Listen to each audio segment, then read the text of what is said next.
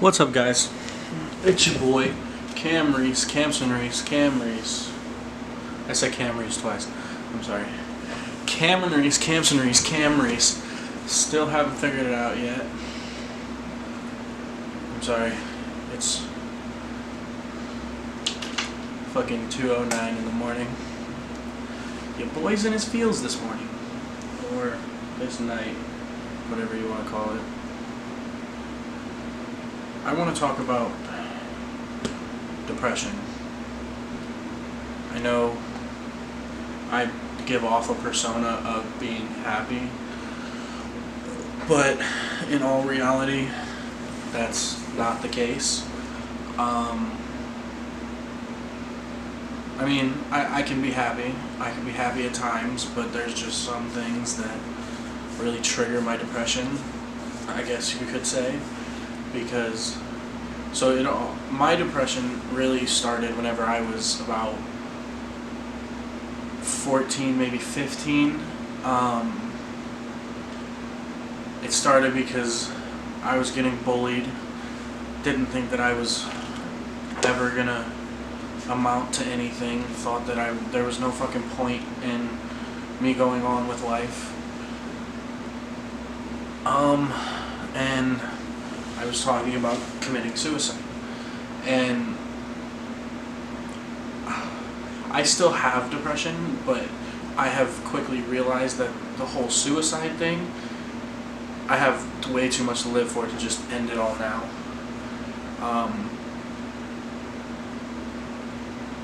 I ended up going to an institution because my parents were scared that I was going to end my life.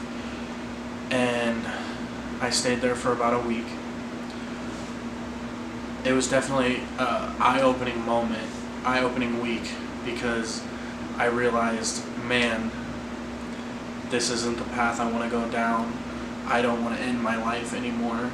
There's more to live for than what was happening in my life. I got bullied for, I know this video is going to be all over the place. I had no plan. I just figured I'd make it. When I was about 14 or 15, I started gaining a lot of weight, and I would get bullied for my weight gain and for being fat. And as you can see, I'm still fat, but I've learned to accept myself for who I am, not care what other people think of me. But yeah, I was about 14 or 15, was talking about suicide. My parents were scared, and I went to that institution and realized there was just more to live for. I heard this quote while I was there. It was, suicide is a permanent solution to a temporary problem. Yes, I was getting bullied. Yes, I got very down and out about it. Was it worth taking my own life? Absolutely fucking not. Absolutely not. And then in that week, I realized I have way too much to live for. I had my dad, my two little sisters, my mom, my grandma, my cousin, my whole family, and I had my friends, my little group of friends. And I thought to myself while I was in that institution, I thought, how would they feel if I ended my life? How would they feel if they couldn't see me ever again? And then after the institution, I started getting better. I was basically living my life, being a normal teenager, going out doing stuff, going to school. I still had my moments of depression, like everybody does. I still got sad at times. I still got low at times, but I always thought back to myself, I have too much to live for. Then, when I've talked about this in previous videos, I made a song about it. Today is the 7th. In 5 days, it will have been a year since I lost my best friend. 1 year ago on the 12th, my my dad, my best friend, died suddenly of a heart attack. And then I quickly went back to that stage of, oh, there's nothing to live for anymore. I lost the one person that made everything feel better. The day my dad died, I rushed to the hospital after they told us he died. When I went and seen him, I ran out of that hospital destined to kill myself.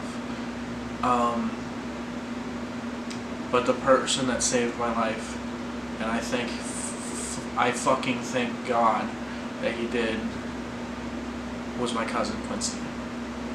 If it wasn't for him, I probably wouldn't be here right now.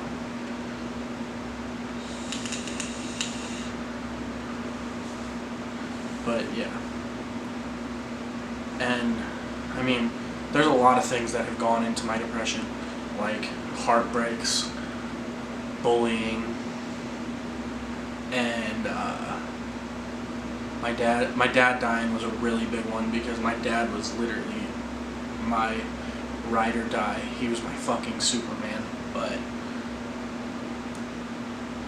I once again quickly realized there are still people in this world that care about me, that would be devastated if they lost me right after losing my dad. I guess I'm making this video because, like I said, I'm in my feels on this fine evening. Let's just say the past couple of days have been pretty rough. Not only is my dad's 1 year coming up, but I also went through yet another, I wouldn't say heartbreak, but like, shit hurt. Like, we weren't even dating and that shit hurt. I'm not gonna mention any names or anything because that'd be fucked up. But yeah, I met this girl while I was at my work. She came into my job. I work at a gas station. She came into my job, and we really hit it off. I thought we were doing good, and all of a sudden she just wasn't feeling it anymore, I guess. She told me that she was starting to have second thoughts, and I said, well, okay. I'm not sure what to do in this situation because I've never been in this kind of situation. But I left it at, we're still friends, but it's hard to lose somebody that you thought was the one that was going to make you the happiest. I mean, I fell hard. And then to hear that, this all happened yesterday, to hear that, it broke me. I was like, well, fuck. It hadn't, like she said, she texted me all that while I was at work. And it hurt. I was crying at work, I'm not even going to lie to you. I know there are always people that say there's all these fish in the sea, but once you find that one that you think is the one and they just leave, it hurts. Like, it's not a good feeling. But yeah, I guess that's my 2 a.m. TED Talk. It is fucking late, and I have to work tomorrow. But yeah. And if you guys are ever feeling down and out about yourself, if you're ever getting into a depression, there are people you can talk to. Hell, if you know me, come talk to me. I'll be there for you. I will talk you through what's going on, and I will try to help to the best of my ability. I had people like that. I still have people like that. If I'm down and out about myself, I go to them and I talk to them about my problems. But yeah, it's not a fun thing to go through, but it happens, and you just gotta remember that there's way more to this life. Especially if you're young. If you're young, you have so much to live for. You have a whole fucking life ahead of you.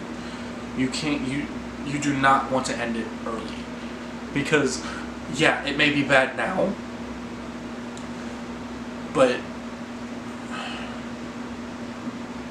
they're still your future. You still have time to figure things out. Things will always get better. I promise. It always does. No matter if it's a breakup, someone passing away, you're getting bullied, it gets better. And if it doesn't get better, you just gotta work your fucking ass off to make it better. It is all about you. You just gotta make things better for yourself. And remember, if you're thinking about suicide, remember that quote.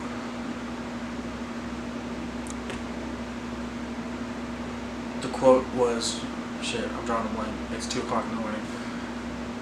Suicide is a permanent solution to a temporary problem.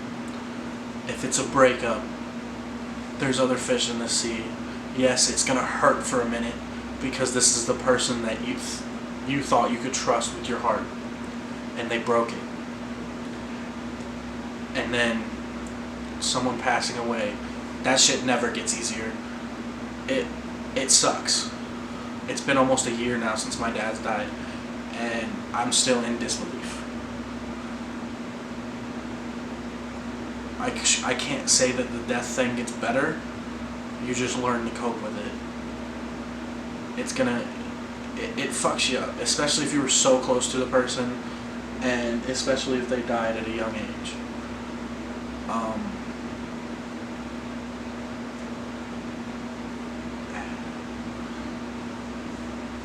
And then the whole bullying thing. People are just assholes, to be honest. Like, bullying sucks. I don't understand why people do it. Well, I have a slight understanding of why people do it, but